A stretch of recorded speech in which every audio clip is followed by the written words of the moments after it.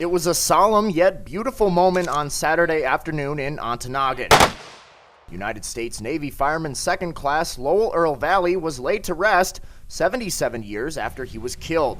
It's a moment that hundreds of families have not yet experienced. When the USS Oklahoma sunk in the Battle of Pearl Harbor on December 7, 1941, 429 casualties were reported. 35 were identified and returned to their families within the next 6 years. The remaining 394 were buried in 2 naval cemeteries. In 2008, Lowell's brother Bob Valley was tasked with helping to identify 27 unknown soldiers. January 2010, the 5th one was identified. He was Fireman Third Class Gerald Lehman from Hancock, Michigan. We buried him on June 12, 2010.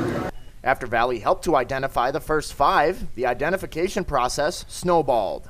Finally, a decision was made in April of 2015, not only to bring up the 22, but to bring up all 394 of our casualties. As of today, we have 134 of those identified, and it's an ongoing thing.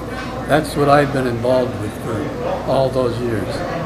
When Lowell was identified in January, plans were set into motion for his funeral. In less than 24 hours, his remains were flown from Omaha, Nebraska to Minneapolis, Minnesota. From there, he was transported across state lines. The Michigan Guard picked him up at Ashland, Wisconsin, and brought him into Ontonagon. They didn't get into Ontonagon until 2:30 this morning. They tell me that people were lined up all through the road, all over. The turnout was just as magnificent at Holy Family Cemetery. Hundreds of people paid their respects to their hometown hero. It's a moment not even Bob thought would happen. But then when they made the decision to bring them all up, there was a chance that I could get my brother back. I didn't think he was going to be identified in my lifetime, but it happened. For Bob and the rest of the Valley family, the burial brings a sense of relief. But none of this happens if not due to the hard work Bob and others have done to bring that relief to families of those fallen and once unknown soldiers. Naturally, I'm elated.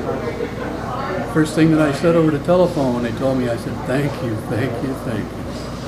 After 77 years, we brought him home. And now, better late than never, U.S. Navy Fireman Second Class Lowell Earl Valley rests in the town he worked so hard to defend. In Ontonagon, I'm Kellen Buddy, reporting for ABC 10 and the CW5.